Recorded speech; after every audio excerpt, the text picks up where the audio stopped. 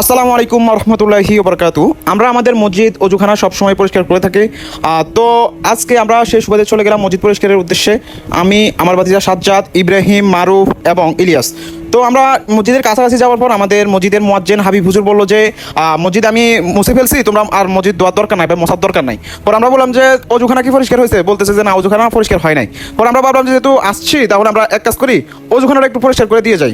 এরপর আমরা সবাই মিলে চলে গেলাম অজুখানার ভিতরে। যেহেতু হুইল পাউডার নেই, আমি আবার দোকান থেকে হুইল পাউডার নিয়ে আসলাম। হুইল পাউডার দিয়ে এরপর কিছুক্ষণ অপেক্ষা করার পর আমরা যেহেতু মানে মাজার জন্য কিছু নেই এই জন্য আমরা আমাদের পায়ে জুতা ইউজ করছি। সবাই মিলে আপনারা হয়তো ভিডিওর মধ্যে দেখতেছেন, আমরা জুতা দিয়ে সুন্দরভাবে ঘষে এরপরে পানি মেরে জায়গাটা যতটুকু পরিষ্কার করা যায় আর কি ততটুকু আমরা পরিষ্কার করেছি আলহামদুলিল্লাহ।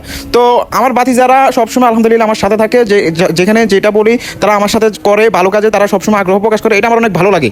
আপনারাও চাইলে আপনাদের যে কোনো একজন উদ্যোগ নিয়ে আপনাদের এলাকায়, আপনাদের বাড়ির যে কোনো একজন উদ্যোগ নিয়ে আপনাদের মসজিদ, মাদ্রাসা, হ্যাঁ আশেপাশের কবরস্থান বা যেগুলো আছে সবগুলো পরিষ্কার করতে পারেন, পরিচ্ছন্ন করতে পারেন। এটা আল্লাহ তাআলার সওয়াবের উদ্দেশ্য করবেন, ঠিক আছে? আর আমার এই ভিডিও করার উদ্দেশ্য হচ্ছে যে আপনাদেরকে অনুপ্রাণিত করা। হ্যাঁ, আপনারাও চাইলে ভিডিও করে দিতে পারেন অনুপ্রাণিত, যাতে আপনাদের ভিডিও দেখে আরও দুই একজন অনুপ্রাণিত হয়। এটাই আমার উদ্দেশ্য। সবাই দোয়া করবেন, ভালো থাকবেন, সুস্থ থাকবেন।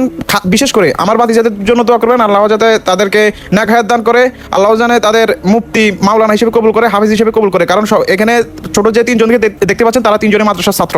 যাই হোক, সবাই আমাদের জন্য দোয়া করবেন, আমার জন্য দোয়া করবেন, আমার আব্বু আম্মুর জন্য দোয়া করবেন। আসসালামু আলাইকুম রহমতুল্লাহি ওয়া বারাকাতুহু।